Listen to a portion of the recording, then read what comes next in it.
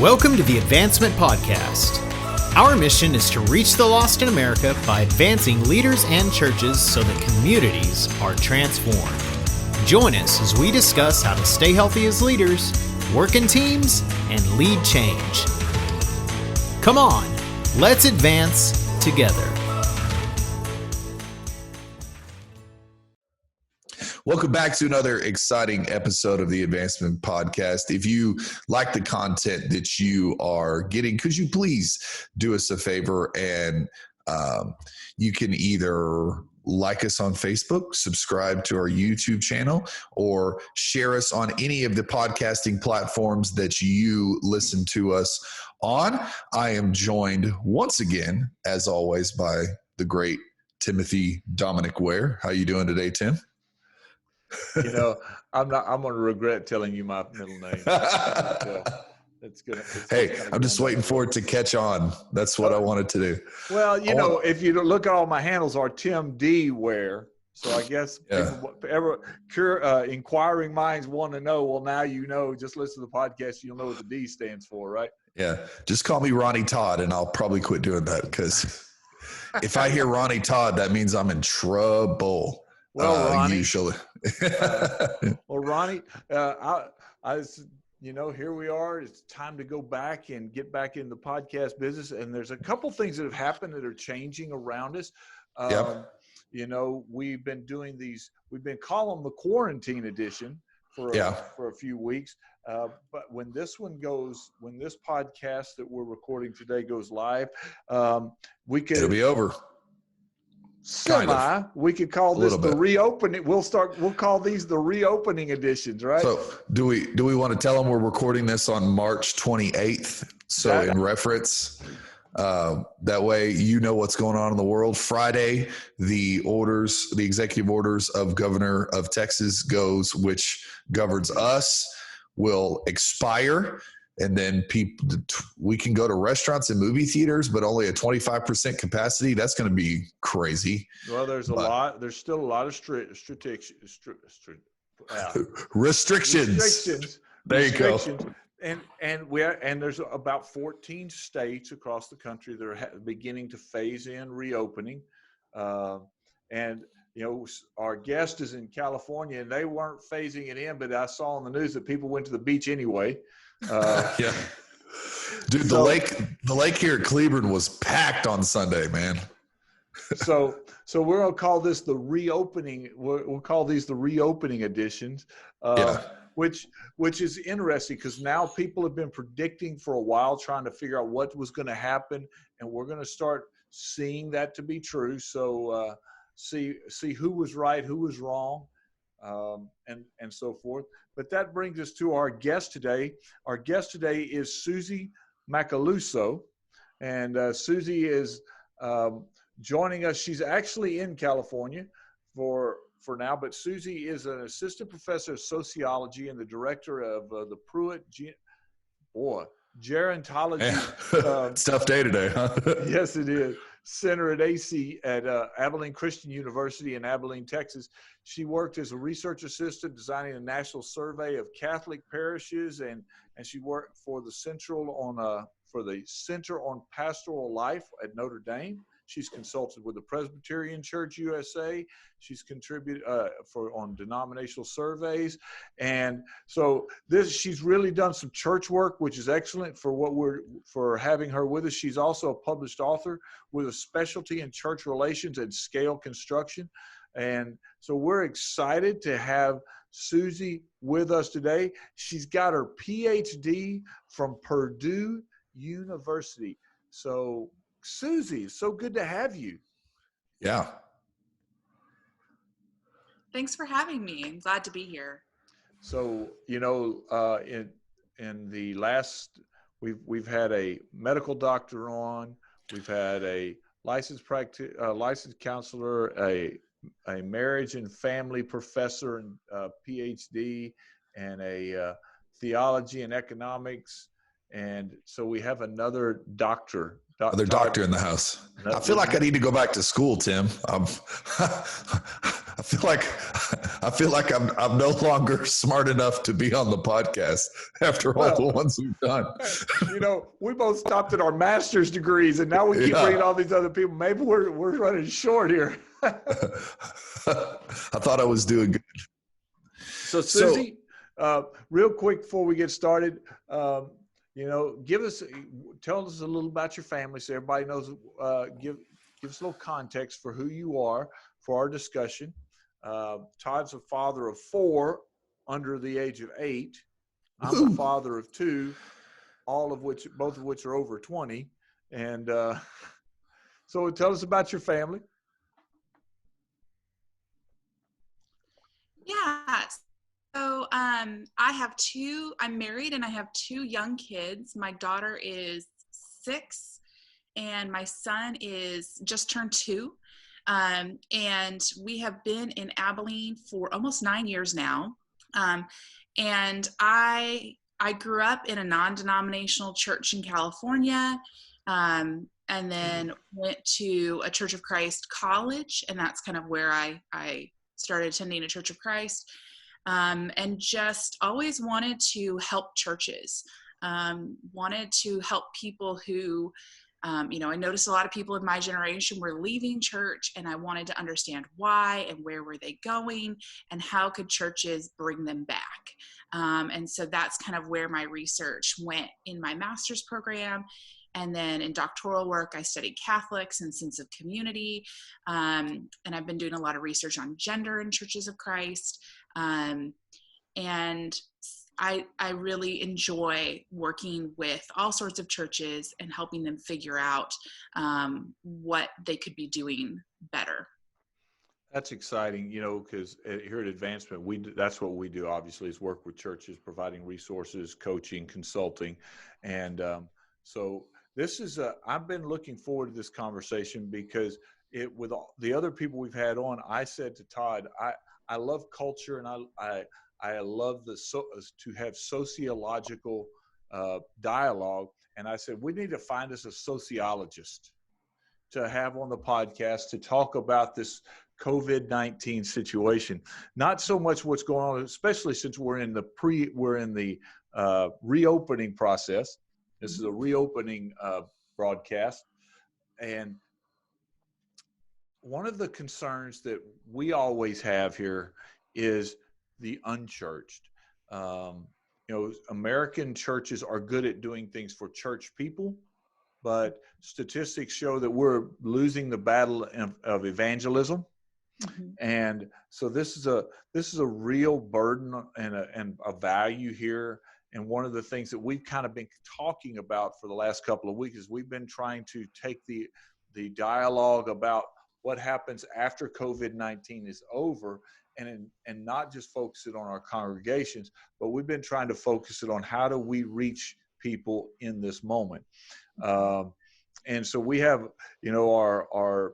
our last group, our panel that we had made up of all those other professions, multiple professions. We talked about things, and we talked about healthcare, expectations. We talked about fear and those things rolling forth and what's going on. But, I have watched our society that's been pulled back.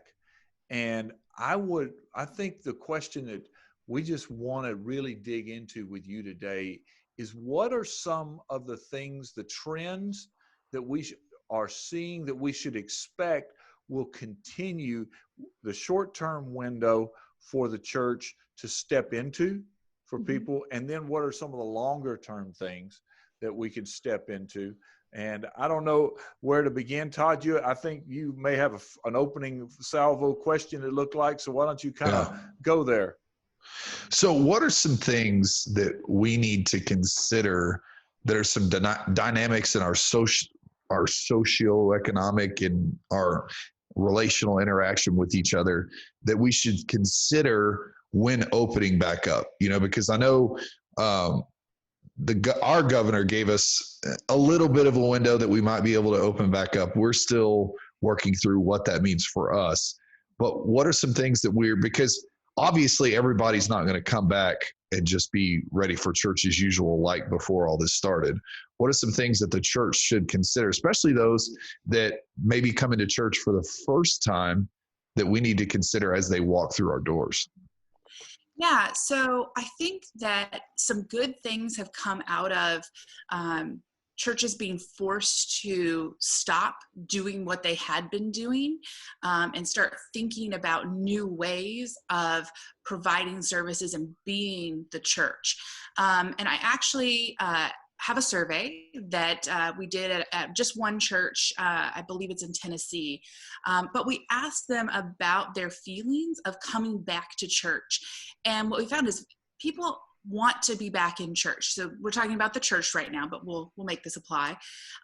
But they're also really nervous about being in these large groups. So even though we may have the all clear from officials and from the authorities, about half of members, regularly attending members, are nervous about going back to church and have some anxieties over attending both smaller services and larger worship services. Almost everyone agrees that changes have to be made to some of the kind of traditional practices that we engage in. So in Churches of Christ, communion is one of those that probably needs to have some adjustment so that we're not passing trays along and everyone's touching everything. Yeah. And so I think it's really important to understand that just because we say it's reopening doesn't mean we go back to where we were. I think this is an opportunity to take some of the things we've learned about reaching out digitally and over the internet through Zoom church or through church broadcasts, and continue some of those practices, because we have some members even who find it easier to hear or to see or to engage in the message online. And so they miss the community of talking to people, but they also really appreciate that they are able to turn the volume up or able to access, captioning and things like that. You've mentioned that. That's something that in every conversation I've had over the last 5 weeks, this is the first time I've heard somebody talk about turning the volume up. Yeah. I'm sitting here going, and just didn't cross my mind. Mm-hmm. I hadn't thought about it either until someone mentioned it on this survey. In the open-ended comments, they said, I can actually hear what my preacher is saying now. Awesome. Wow. Huh. Wow. Well, and that's something that I hadn't thought about. I have a few people that are in our church that are hearing impaired, and now they can go back and watch the sermon and hear it. Yes, the relational context is not there, but so kind of what I'm hearing, Dr. Suzie, is you're saying that even going forward, when we get the all clear and everybody starts to be more comfortable, that our digital presence is going to be far greater than it ever has before. Is that what I'm hearing? Yeah, and I think that is a good thing for reaching those who have left church. So we know, I have some other data on those who have left church and why they have left. And this is specifically about Churches of Christ. But what we know is that younger people in particular are leaving over different issues than older folks. So those under age 30 are leaving for different reasons than those who are over age 50. And one of the ways that we can reach them is by meeting them where they're at, recognizing that they may not be flexible enough to come to a Sunday morning worship service, or they may need a place where they feel more at home and comfortable. Most people are not leaving church over grand theological debates. Right. Most people leave church because they don't feel welcome there. Gotcha. And that welcoming can have to do with theology. It can have to do with belief systems about who can do what and who can fill which roles in church. But it's much more about climate and this feeling of belonging than it is about some sort of issue over taking communion once a month or every week. And so I think one of the things that churches need to be mindful of as they move back to reopening, while they're very excited to see each other, that any guests or visitors who may come may feel excluded. Yeah. Let's take a moment and hear a word about advancement. Do you feel like your church is stuck in a rut? Then we've got the answer for you here at Advancement. Do you need some personal coaching or maybe some leadership coaching? We can help you out. Contact the Advancement team at info@advancement.cc or check out the website at advancement.cc. Now let's get back to the podcast. When I think about this process of reopening and whether it's our people coming back, because the nervousness sounds right. The surveys I've been seeing say that most pastors should only expect about 50% of their people to actually come back. Because of those things. But I made the statement to the group I was meeting with yesterday. I said, everything you communicate at this moment about reopening and everything you do when you reopen is going to be compared to what's been communicated and been taking practice in the larger society. So when somebody sees, when you put on your social media that you will be doing social distancing in your church, then in their head, they're going to think there are going to be lines on the floor that say stay this far apart, because society at large has said this is what social distancing is. And the church will be judged not based on what on our standard, but on the standard that's been set by the greater society. Yeah. And now I may be wrong, so that's why we have a sociology person on here to say that. I mean, people are looking at churches and looking to see if churches are going to kind of follow best practices and keep people safe and keep society safe. Younger people are really vulnerable to hypocrisy in the church. They are much more likely to see it and call it out. And so if the church is saying one thing, but then acting in a different way, they see that. And that is not attractive to really anyone under the age of 40. And if you are wanting your church to grow, you have to maintain your current membership, and you have to continue to provide for everyone across the life course, but you also have to be able to attract new folks in and be able to make them feel comfortable at home and get them engaged with the people you've already got. And so, making sure that your message is in line with your practices. Okay, I'd like you to unpack what you just said just a moment. The younger people are more vulnerable to hypocrisy.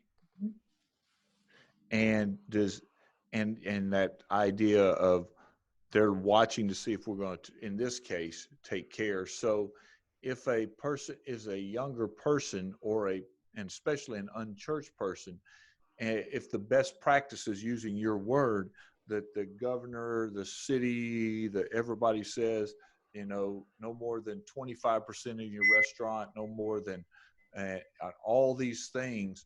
Are you saying that if the church says, well, we love you, but we're going to get closer together and we're not going to do what everybody else is doing, that's going to feel hypocritical?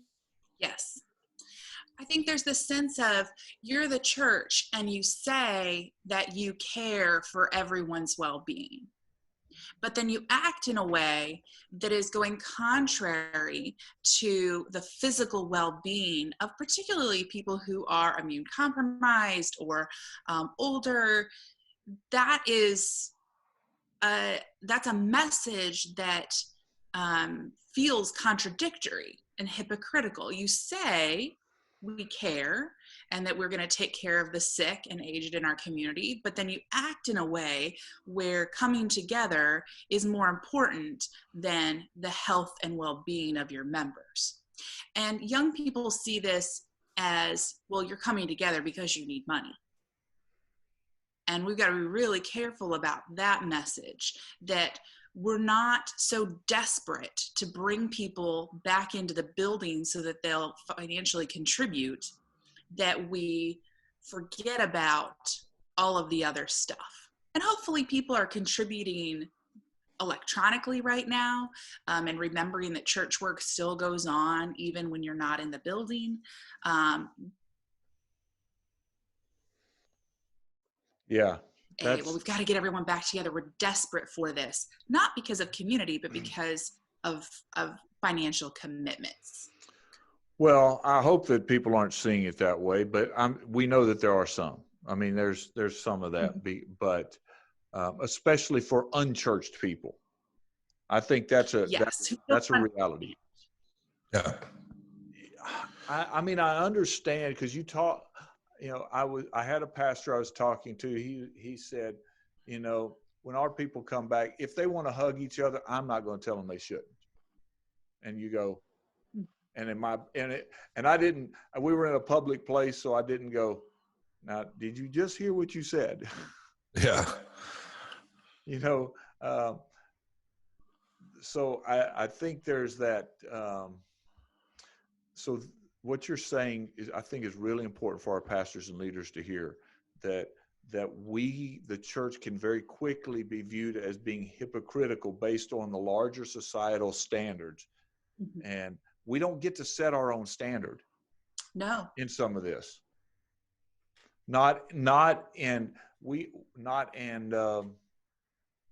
Be effective in our witness for Jesus. Yeah. Wow. Todd, you were going to say something? Yeah. One question I really wanted to ask, and you're kind of hitting at it a little bit, but maybe a little more specific for me. How do we create an atmosphere coming back in this new COVID-19 world? You keep talking about people want to feel at home. People want to feel welcome. They don't want to feel like we are hypocrites. How can we create an atmosphere coming out of this, opening back up, that will make people feel like we care about them, number one, and that we are concerned about their well-being, and that we are also a place that is welcoming to those that want to come and welcoming to those that feel like they need to stay home right now? Mm-hmm. I think the work begins now with reaching out to whatever your local community is. So if you're a smaller neighborhood church, then it means checking on your neighbors in some form or fashion. It means that members of your congregation are checking in on their friends and family and loved ones who don't go to their church.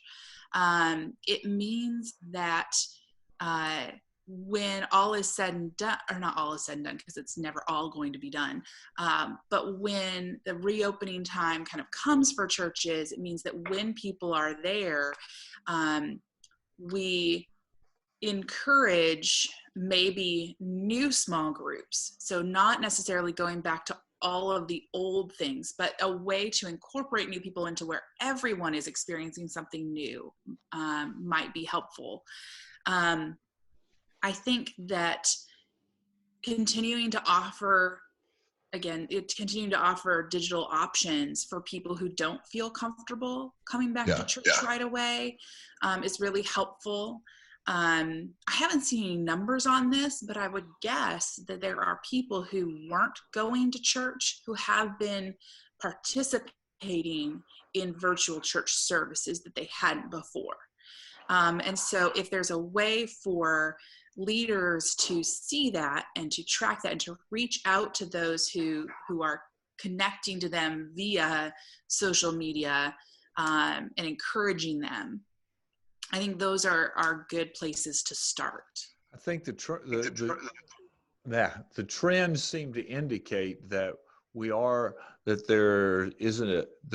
attracting some new viewers, and we even in some circles have seen increases in the people responding to faith,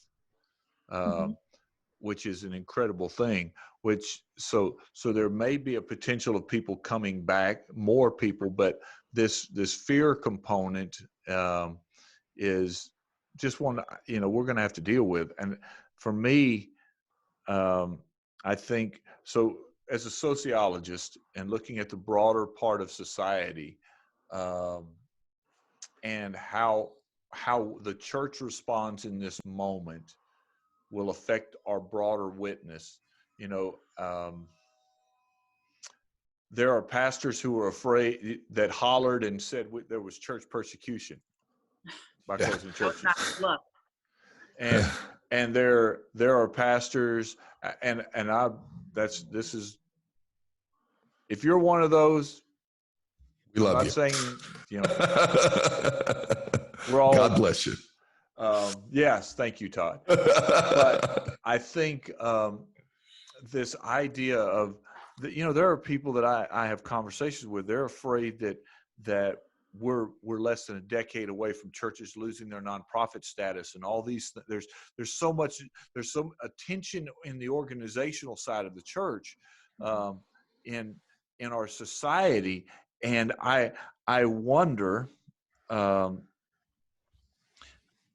a scale of 1 to 10, how important is our response, the way we reopen, going to affect our witness in the broader society?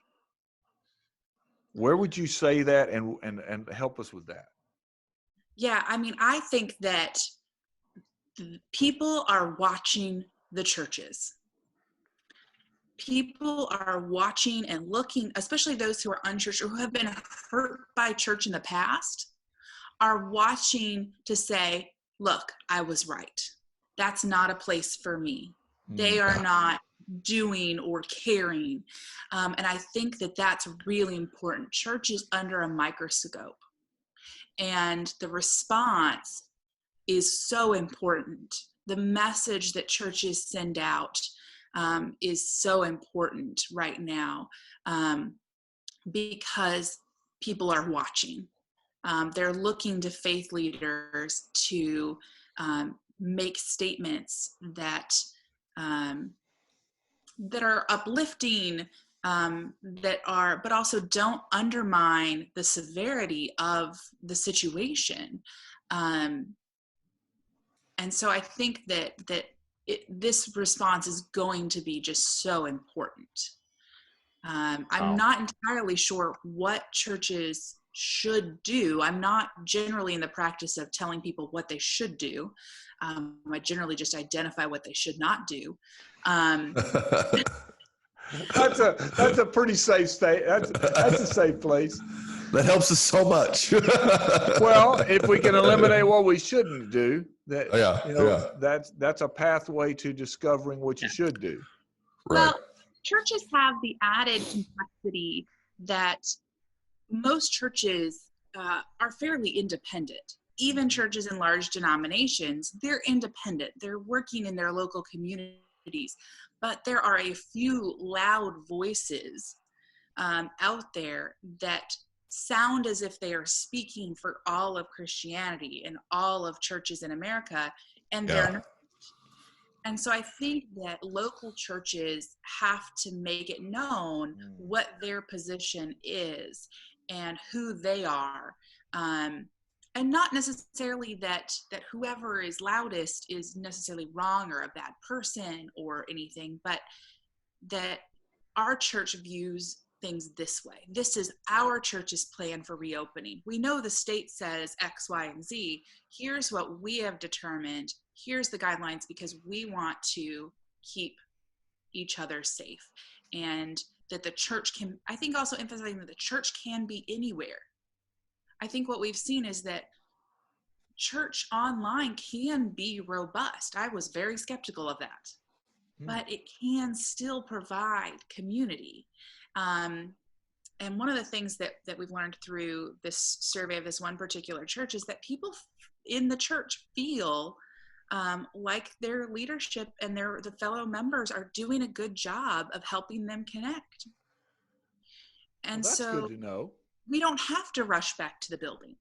We're not at risk of losing something if we aren't the first to reopen.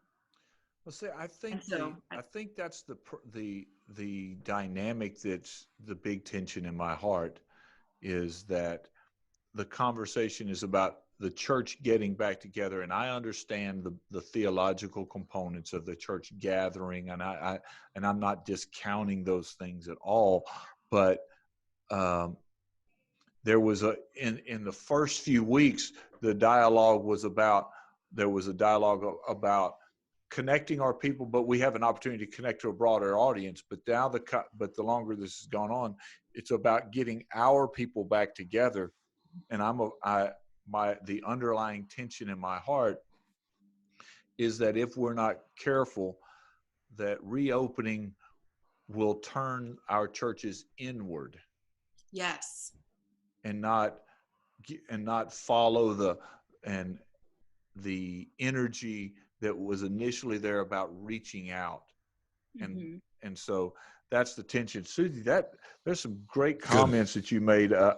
My brain is the idea that the society could see us as hypocritical is just rocked my brain. So Todd, what's your takeaway from our conversation?